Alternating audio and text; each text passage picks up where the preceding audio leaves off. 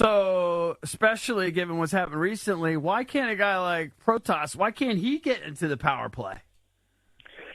It's a good question. Really good. And I'll tell you why. So 2 weeks ago, we actually decided, you know what, it's time. Pro has earned the opportunity to get on the power play. We got to work him on here. He's having a phenomenal year. He's one of our best offensive players. We have to get him out there and utilize him on the power play. Mm-hmm.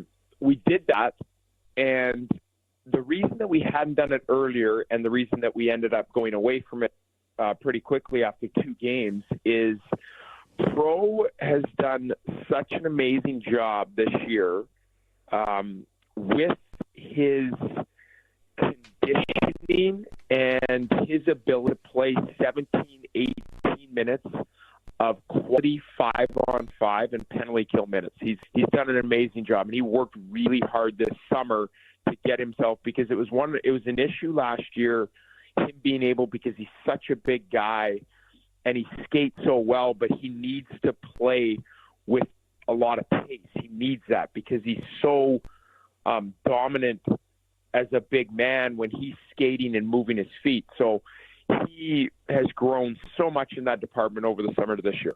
Okay. So we were very reluctant to add minutes to him and put him on the power play because we felt like it would take away from what he's done at such a high level, 5-on-5 and penalty kill. And when we did that, the 2 games that, and again, like, Pro's going to play on the power play. It's only a matter of time. It's just right now we really feel like utilizing him 5-on-5 and on the penalty kill, and with how he's played this year, we just want him to focus on that and not overload him so that it's taken away from his 5-on-5 and penalty kill, if that makes any sense.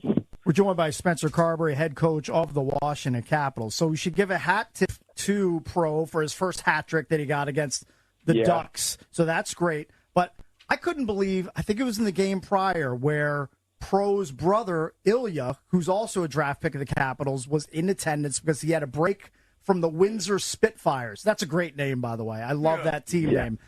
When they flashed his stats, I had to do like a triple take, coach. Like, I couldn't, I kept looking at the screen. I was like, 58 games played, 46 goals, and 66 assists. Pretty good. 112 points in 58 games played. And we've heard you talk about it and Pro talk about it, where Pro is like, he's like, my brother's just better than I am. He's just a more skilled offensive player. So you just have to be licking your chops to get your hands on this guy as he develops, because he's going to be up with the big club sooner rather than later if he keeps putting up numbers like that.